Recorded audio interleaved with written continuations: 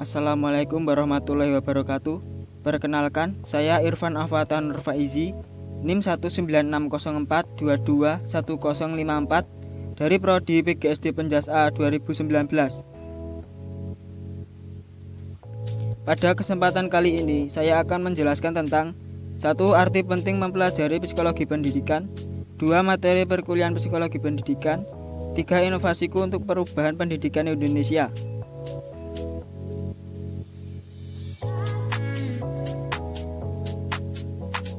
1. Arti penting mempelajari psikologi pendidikan.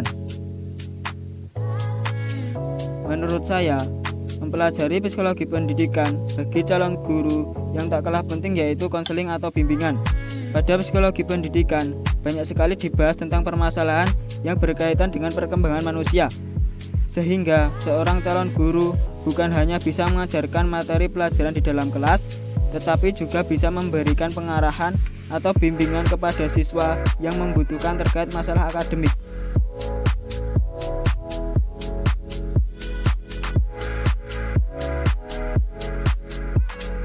Selain bisa memberikan solusi terhadap siswa yang memiliki masalah akademik, seorang calon guru juga dapat menjalin keterikatan sosial dengan siswa. Selanjutnya, bisa menciptakan suasana positif dalam kegiatan pembelajaran.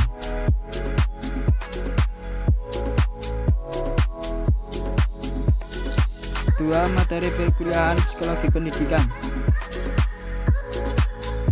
A. Perkembangan anak.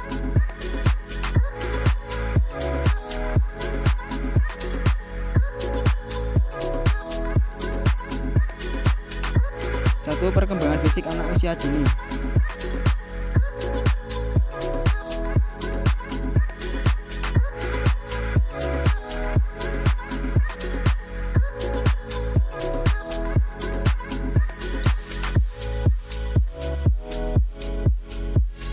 Ada dua tipe perkembangan fisik anak usia dini, yaitu A. Perkembangan motorik.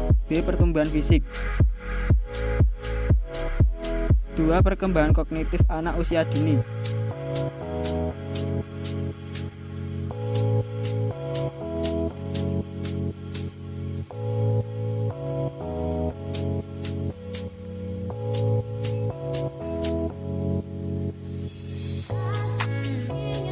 Tiga. Perkembangan bahasa anak usia dini.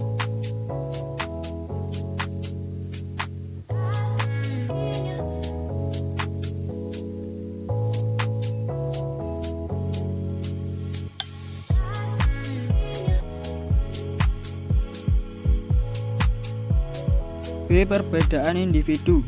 Perbedaan individual berkaitan dengan psikologi pribadi yang menjelaskan perbedaan psikologis antara orang-orang serta berbagai kesamaannya. Sumber perbedaan individual ada dua faktor, yaitu faktor bawaan dan faktor lingkungan.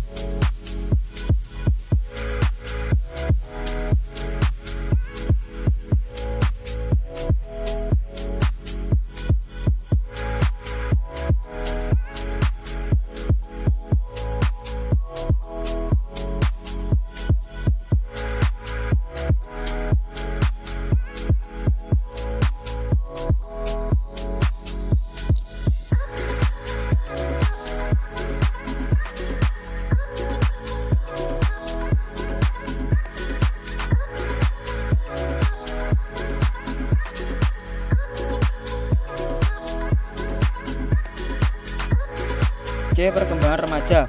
Remaja adalah waktu manusia berumur belasan tahun. Pada masa remaja, manusia tidak dapat disebut sudah dewasa, tetapi tidak dapat pula disebut anak-anak. Masa remaja adalah masa peralihan manusia dari anak-anak menuju dewasa yang berjalan antar umur 11-21 tahun. D. Teori belajar behavioristik.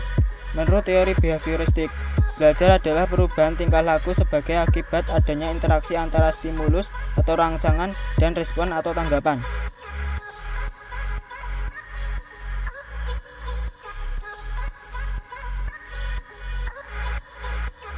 E. Teori belajar kognitif. Teori ini mengatakan bahwa belajar tidak sekedar melibatkan hubungan antar stimulus dan respon, melainkan tingkah laku seseorang ditentukan oleh persepsi serta pemahamannya tentang situasi yang berhubungan dengan tujuan belajarnya. F. Teori belajar humanistik. Teori humanistik sangat mementingkan isi yang dipelajari daripada proses belajar itu sendiri, serta lebih banyak berbicara tentang konsep-konsep pendidikan untuk membentuk manusia yang dicita-citakan, serta tentang proses belajar dalam bentuk yang paling ideal. G. Teori belajar Ki Hajar Dewantara. Konsep belajar yang diusung Ki Hajar Dewantara memiliki 5 asas antara lain: asas kemerdekaan, asas kodrat alam, asas kebudayaan, asas kebangsaan, dan asas kemanusiaan.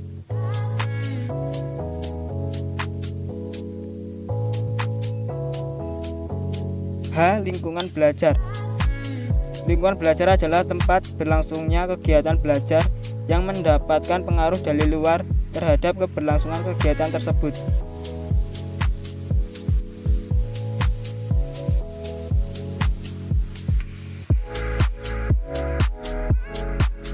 I. Motivasi belajar.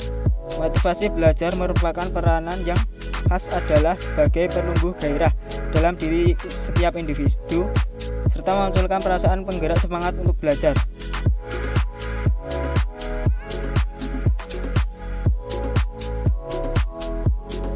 J. Evaluasi belajar.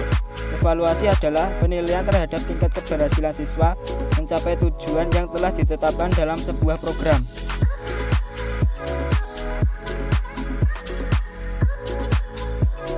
K. Diagnosis kesulitan belajar.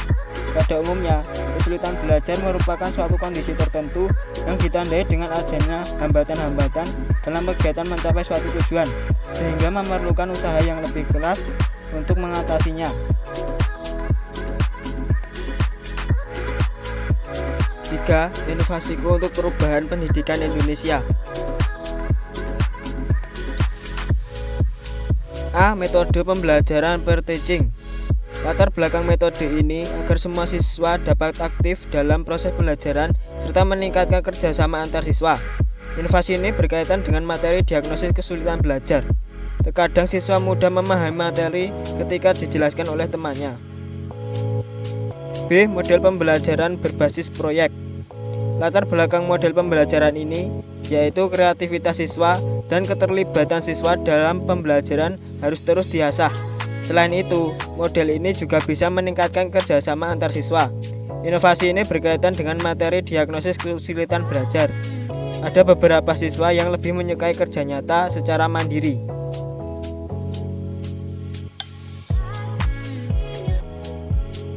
Tiga. Metode bermain peran.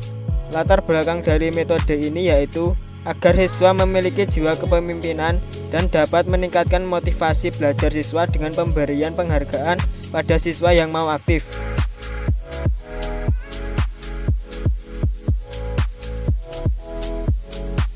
Terima kasih, semoga bermanfaat. Wassalamualaikum warahmatullahi wabarakatuh.